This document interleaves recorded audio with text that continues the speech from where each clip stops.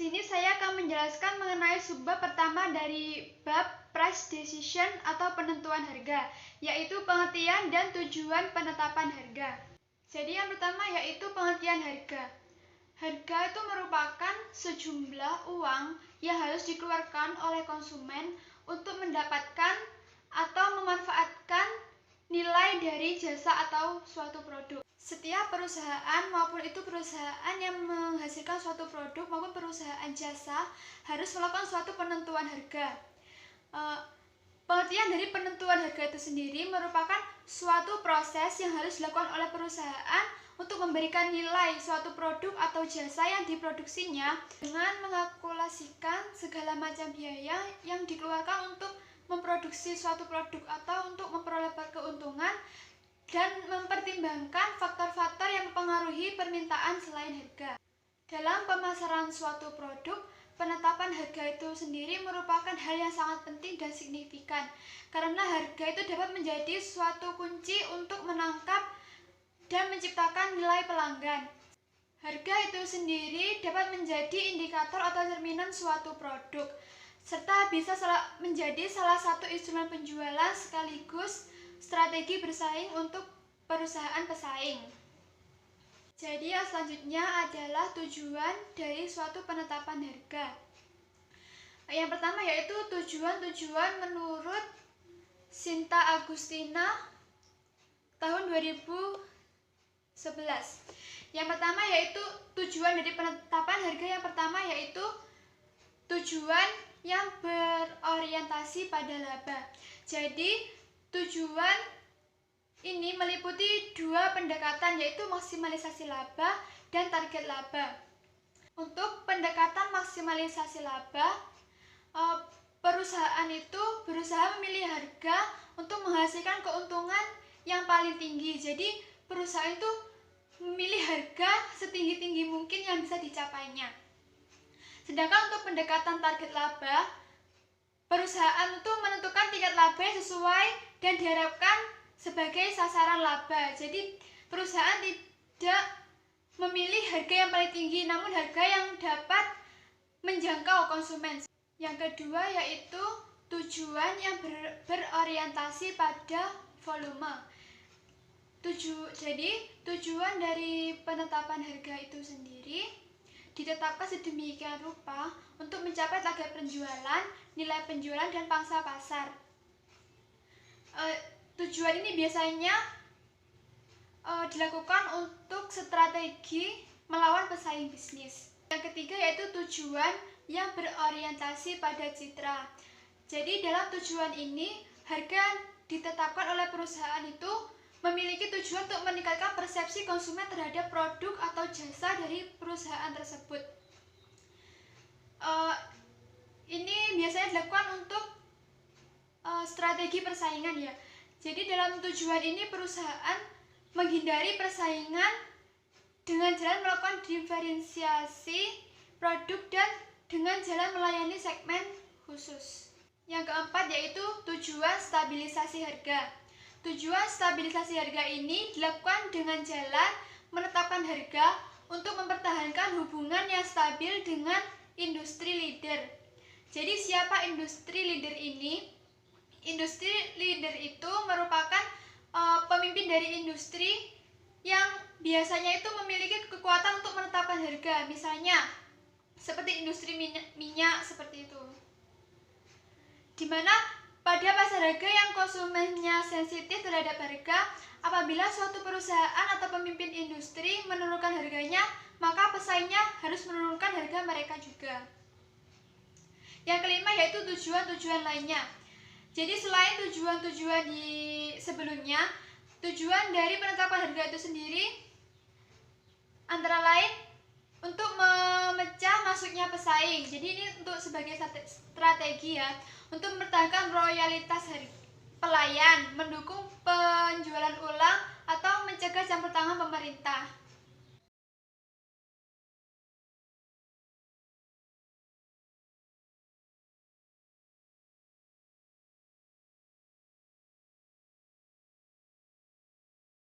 Di sini saya akan menjelaskan mengenai faktor-faktor penentuan harga. Ada dua faktor yang mempengaruhi penentuan harga suatu produk. Yang pertama ada faktor internal dan yang kedua ada faktor eksternal.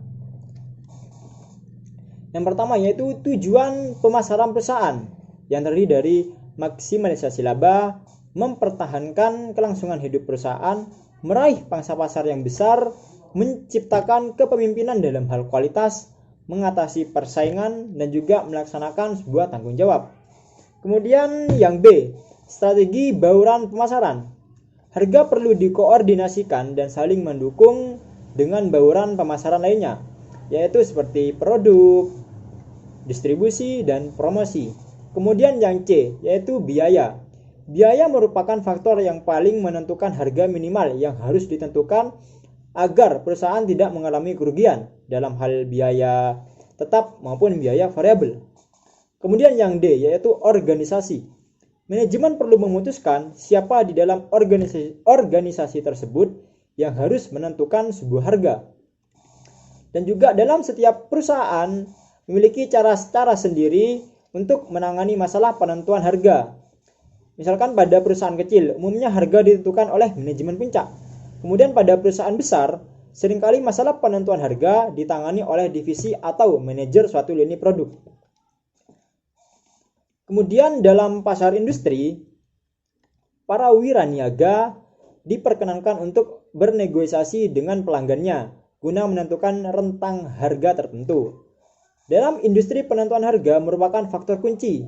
Misalnya seperti perusahaan minyak, penerbangan luar angkasa, dan yang lain sebagainya. Biasanya di setiap perusahaan memiliki departemen penentuan harga tersendiri yang bertanggung jawab kepada departemen pemasaran atau manajemen puncak. Pihak-pihak lain yang mempunyai pengaruh terhadap penentuan harga adalah manajer penjualan, manajer produksi, manajer keuangan, dan akuntan. Kemudian yang kedua yaitu faktor eksternal. Yang pertama ialah sifat pasar dan permintaan. Setiap perusahaan perlu memahami sifat dan permintaan yang dihadapinya, apakah termasuk pasar persaingan sempurna, persaingan monopolistik, oligopoli, atau monopoli. Faktor lain yang tidak kalah pentingnya adalah elastisitas permintaan. Kemudian yang B, yaitu persaingan. Ada 5 kekuatan pokok yang berpengaruh dalam persaingan dalam industri. Yang pertama ada persaingan dalam industri yang bersangkutan, produk substitusi, pemasok, pelanggan, dan juga ancaman-ancaman baru. Informasi yang dibutuhkan untuk menganalisis karakteristik persaingan yang dihadapi. Yang pertama ada jumlah perusahaan dalam industri, ukuran relatif setiap anggota dalam industri, diferensiasi produk, dan juga kemudahan untuk memasuki industri yang bersangkutan.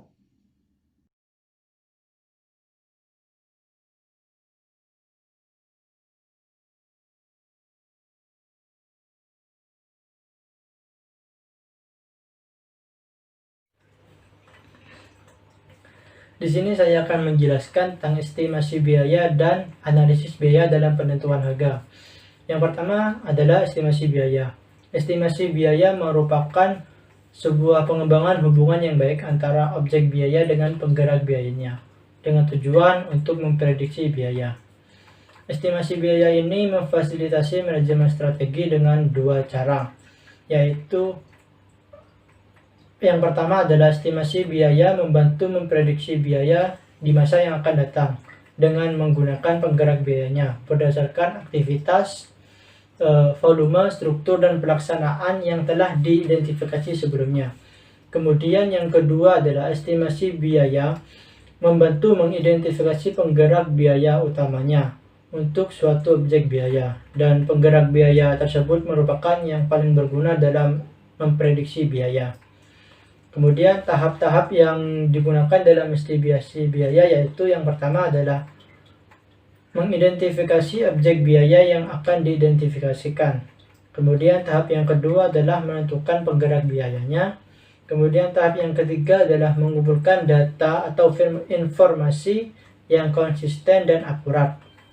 Tahap yang keempat adalah membuat grafik data. Kemudian tahap yang kelima adalah memilih serta menggunakan metode-metode dalam estimasi biaya. Kemudian yang keenam adalah menilai keakuratan dari estimasi biaya tersebut.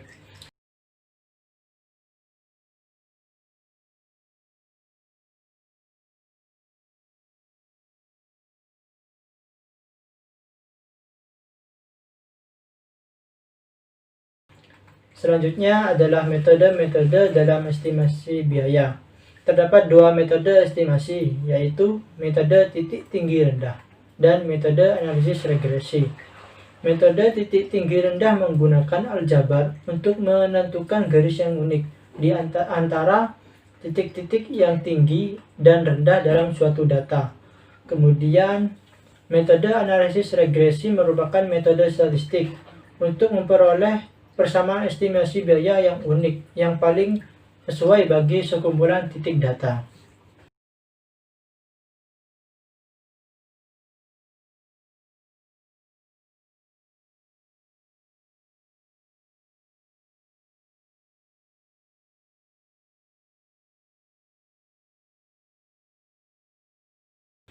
Kemudian, analisis biaya. Pengertian analisis biaya yaitu biaya merupakan sejumlah uang yang dikeluarkan untuk melakukan proses produksi sampai proses distribusi dan merupakan pengorbanan atau mengurangi profit dari perusahaan tersebut. Dan dalam arti sempit, biaya dapat diartikan sebagai pengorbanan sumber ekonomi untuk memperoleh sebuah aktiva. Tujuan dari analisis biaya tersebut ini adalah yang pertama, untuk mengendalikan biaya. Tanggung jawab atas pengendalian biaya ini harus diserahkan kepada bagian yang bertanggung jawab dalam menyusun anggaran untuk biaya yang dikendalikannya. Kemudian tujuan yang kedua adalah untuk menentukan keputusan strategi harga. Di dalam penetapan kebijakan ini pada dasarnya akan diarahkan pada penggantian semua biaya, tetapi juga harus dapat menunjang tingkat keuntungan dalam biaya tersebut, sehingga pertimbangan-pertimbangan mengenai biaya akan dapat dijadikan penentu di dalam penetapan harga. Kemudian tujuan yang ketiga adalah untuk merencanakan laba Dalam analisis biaya ini, perusahaan menghitung jumlah biaya yang akan dikeluarkan mulai dari kegiatan sebelum produksi hingga proses distribusi, sehingga hal ini akan membantu perusahaan dalam merencanakan berapa besaran laba yang akan diinginkan. Kemudian tujuan selanjutnya adalah tujuan yang keempat ini adalah untuk menghitung laba atau rugi dari suatu perusahaan. Salah satu tujuan utama akuntansi biaya ini adalah untuk mengalokasikan biaya pabrik atau manufacturing cost ke unit-unit produksi ke dalam persediaan akhir dan ke unit-unit produk yang dijual selama satu periode. Kemudian pada akhir tahun fiskal, perbandingan biaya terhadap pendapatan akan menghasilkan laba untuk periode tersebut. Biaya dan laba dapat dialokasikan menurut segmen perusahaan atau tergantung terhadap manajemen dan kebijakan akuntansi di dalam perusahaan tersebut.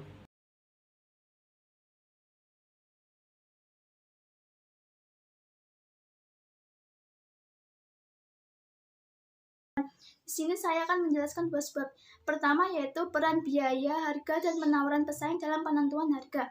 Perusahaan dapat menggunakan analisis biaya, permintaan pasar, biaya pesaing, harga pesaing, dan kemungkinan reaksi pesaing sebagai dasar penetapan harga. Perusahaan juga perlu untuk membandingkan biayanya dengan biaya pesaing.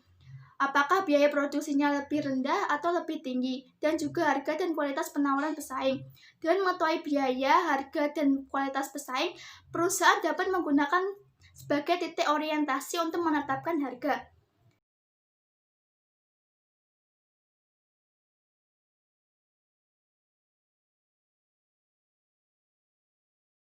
Yang kedua yaitu metode penetapan harga. Metode penetapan harga menurut Kotler dan Keller ada 7 macam, yaitu yang pertama penetapan harga markup. Metode penetapan harga paling mendasar adalah menambahkan markup standar ke biaya produk. Ada beberapa alasan mengapa penetapan harga markup tetap populer, yaitu penjual dapat menentukan biaya jauh lebih mudah daripada memperkirakan permintaan. Yang kedua yaitu ketika semua perusahaan dalam industri menggunakan metode penetapan harga ini, harga cenderung sama dan persaingan harga terminimalisasi. Yang ketiga yaitu banyak orang merasa bahwa penetapan harga biaya plus lebih adil bagi pembeli maupun penjual. Metode yang kedua yaitu penetapan harga tingkat pembelian sasaran. Dalam penetapan harga tingkat pembelian sasaran, perusahaan menentukan harga yang akan menghasilkan tingkat pengembalian atas investasi sasarannya. Metode yang ketiga yaitu penetapan harga nilai anggapan. Nilai anggapan terdiri dari beberapa elemen, seperti citra pembeli akan kinerja produk, kemampuan penghantaran dari saluran, kualitas jaminan, dukungan pelanggan, dan atribut yang kurang dominan seperti reputasi pemasok, kepercayaan, dan harga diri. Metode yang keempat yaitu penetapan harga nilai. Penetapan harga nilai bukan masalah menetapkan harga murah saja, tetapi juga masalah merekayasa ulang operasi perusahaan agar menjadi produsen biaya murah tanpa mengorbankan kualitas untuk menarik sejumlah besar pelanggan yang sadar nilai. Metode yang kelima yaitu penetapan harga murah setiap hari atau everyday low pricing. Pengecer yang berpegang pada kebijakan harga ini mengenakan harga murah yang konstan dengan sedikit atau tanpa promosi harga dan penjualan khusus. Metode yang keenam yaitu penetapan harga going rate. Dalam penetapan harga going rate, perusahaan mendasarkan sebagian besar harganya pada harga pesaing, mengenakan harga yang sama, lebih mahal atau lebih murah dibandingkan harga pesaing utama. Metode yang terakhir yaitu penetapan harga jenis lelang. Salah satu tujuan lelang adalah membuang persediaan berlebih atau barang bekas. Ada 3 jenis lelang utama, yaitu pertama lelang Inggris atau tawaran meningkat, di mana terdapat satu penjual dan banyak pembeli. Yang kedua lelang Belanda atau tawaran menurun, di mana terdapat satu penjual dan banyak pembeli atau satu pembeli dan banyak penjual. Yang terakhir yaitu lelang tender tertutup, adalah lelang di mana pemasok hanya dapat memberikan satu penawaran dan tidak dapat mengetahui penawaran lain.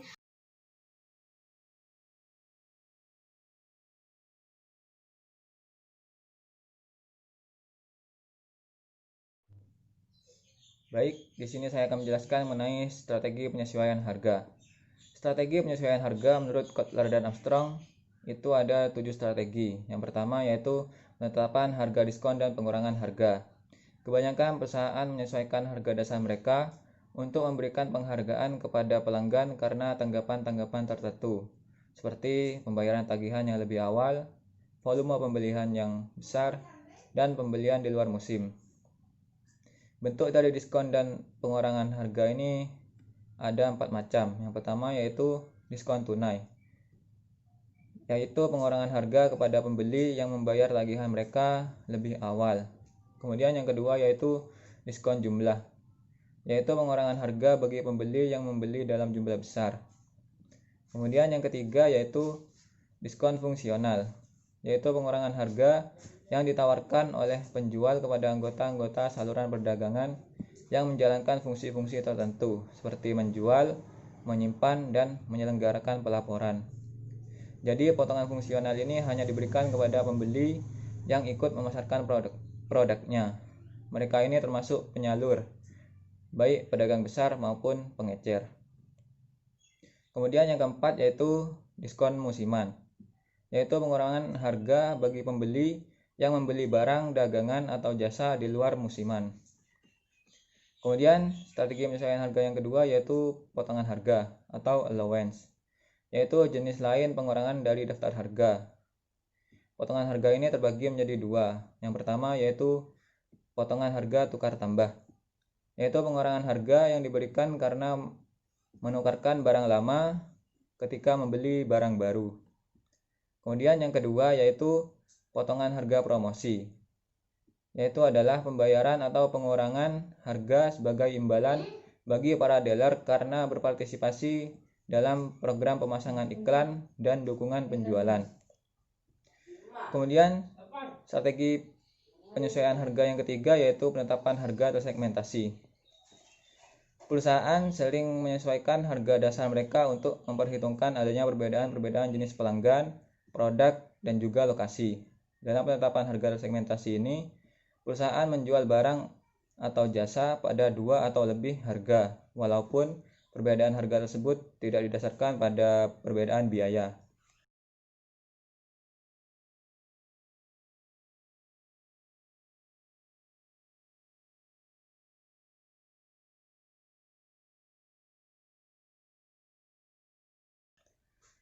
Kemudian strategi penyesuaian harga yang keempat yaitu penetapan harga psikologis, yaitu sebuah pendekatan penetapan harga yang mempertimbangkan psikologi harga dan tidak semata-mata harga ekonomi. Aspek lain dari penetapan harga psikologi ini adalah harga acuan. Harga acuan itu adalah harga-harga yang lekat di benak pembeli dan mereka gunakan sebagai acuan ketika melihat produk tertentu. Harga acuan ini bisa dibentuk dengan mencatat harga-harga sekarang dengan mengingat harga-harga masa lalu atau mengkaji situasi pembelian. Kemudian, strategi penyesuaian harga yang kelima yaitu penetapan harga promosi, yaitu menetapkan harga produk secara temporer di bawah daftar harga dan kadang-kadang bahkan di bawah biaya. Tujuannya itu untuk meningkatkan penjualan jangka pendek. Kemudian, strategi penyesuaian harga yang keenam yaitu penetapan harga secara geografis. Suatu perusahaan harus memutuskan cara menetapkan harga bagi para pelanggan yang berlokasi di bagian negara atau bagian dunia yang berbeda. Strategi penetapan harga secara geografis ini ada 4 strategi. Yang pertama yaitu penetapan harga FOB asal atau FOB origin pricing, yaitu strategi penetapan harga di mana barang-barang tidak dibayar biaya pengirimannya oleh penjual, akan tetapi pelanggan membayar pengiriman dari pabrik ke tempat tujuan. Kemudian yang kedua yaitu penetapan harga terkirim atau uniform deliver pricing, yaitu strategi penetapan harga berdasarkan geografis di mana perusahaan menetapkan harga plus biaya pengiriman yang sama bagi semua pelanggan tanpa membedakan lokasinya. Kemudian yang ketiga yaitu penetapan harga zona atau zone pricing, yaitu strategi penetapan harga berdasarkan geografi di mana perusahaan menetapkan 2 atau lebih zona. Seluruh pelanggan yang ada di zona yang sama akan membayar harga total yang sama. Semakin jauh zona, maka akan semakin tinggi harganya. Kemudian yang keempat yaitu penetapan harga berdasarkan titik pangkal atau basing point pricing, yaitu strategi penetapan harga berdasarkan geografi di mana penjual menunjuk kota tertentu sebagai titik pangkal dan membebani semua pelanggan biaya pengiriman dari kota itu ke lokasi pelanggan. Kemudian strategi penyesuaian harga yang terakhir yaitu penetapan harga internasional. Harga harus ditetapkan oleh perusahaan di negara tertentu tergantung dari banyak faktor yang meliputi kondisi perekonomian, situasi persaingan, hukum dan peraturan, dan juga kemajuan sistem perdagangan besar dan eceran. Sekian presentasi dari kelompok kami, kurang lebihnya kami mohon maaf. Wassalamualaikum warahmatullahi wabarakatuh.